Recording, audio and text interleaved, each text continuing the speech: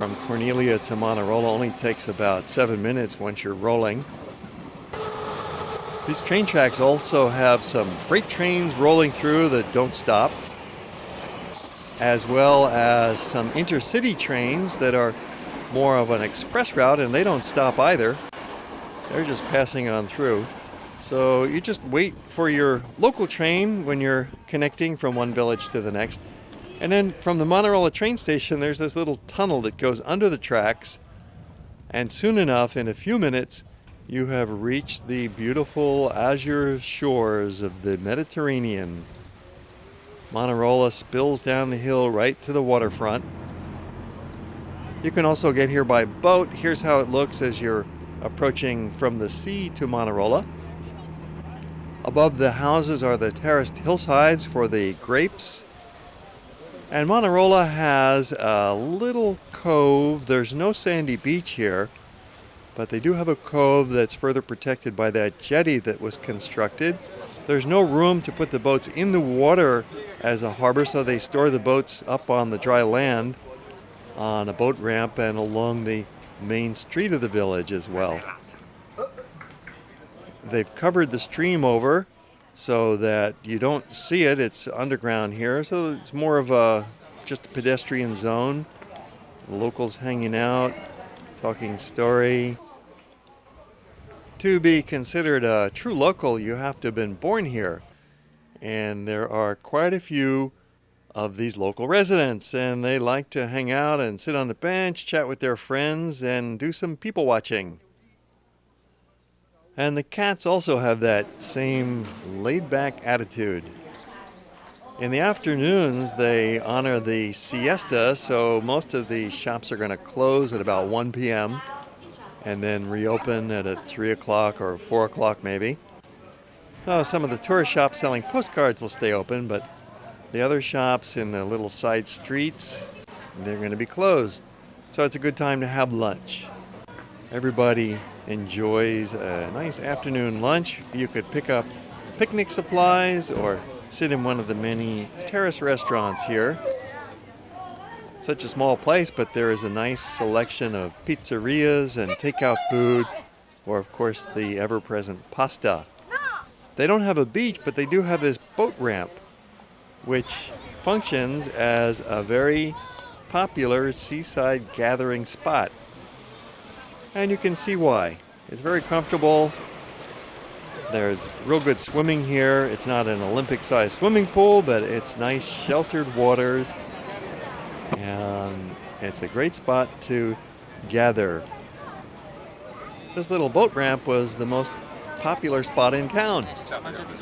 It's a mix of locals and some tourists, passers-by, people who are just spending maybe an hour in Manarola and then moving along.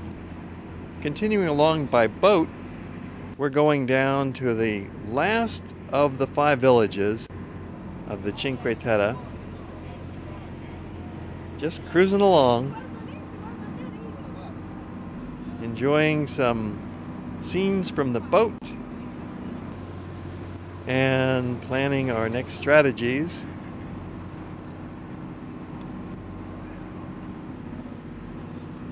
You could actually walk from Manarola to Riomaggiore, or you can take that train, or for some variety, take the boat. It's actually a very easy walk because it's quite level and it's all along the coastline. We'll show you that coming up again in just a moment. The incredible village of Riomaggiore. This is the grand climax to our survey of the 5 villages of Cinque Terre. And here too we have that familiar pattern.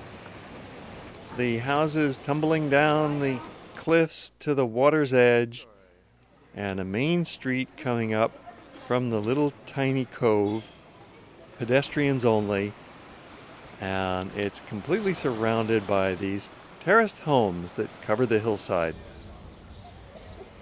It's a surprising mix of urban high density in the midst of this tranquil rural setting. And it's very quiet. You get onto the little side streets, especially if you go in the off season. which would be recommended. It's best to avoid this area in July and August when it's at its most crowded and busy. Well, that was our quick look at Riomaggiore, and now we're continuing by boat further along the coastline. We're leaving Cinque Terre officially now, and we're going to take you down to another very charming waterside village called Portovenere. And this had been a fortress back in the old days, as were all of these towns really, but in Portovenere we still see the fort up on the hill and a very sizable medieval wall that comes down the hill with the guard towers to protect it. Getting off our boat in this ultra-picturesque little harbor. They almost seem like little toy boats, but this is a real fishing village and a very popular tourist center. There's a number of hotels that you could stay at in Portovenere. They have a small sandy beach even, and an active fishing fleet that brings in the daily catch to supply all of these restaurants along the oceanfront promenade. And people love to sunbathe on the rocks. They prefer the rocks over the beach here for some reason, making themselves comfortable as all get out, soaking in and basking in that Mediterranean sun. Of course, just strolling about is one of the main activities. You don't have to do any strenuous hiking if you don't want to, but certainly a little stroll through the villages when you get here is mandatory, entering through the gate of this fortified medieval town. That is really an exciting scene to see. These curved lanes, you wonder what's around the bend. Coming upon some young locals doing a tattoo.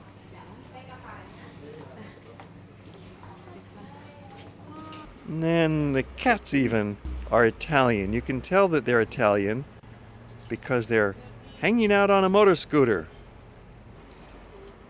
It looks like they're getting ready for some driving lessons. Cats Italian style. Oh, the foods here. Notice the seafood with radicchio and some other greens and sauces and mussels. The seafood, of course, is the main dish to enjoy in a little harbor village. They're also famous for their pesto.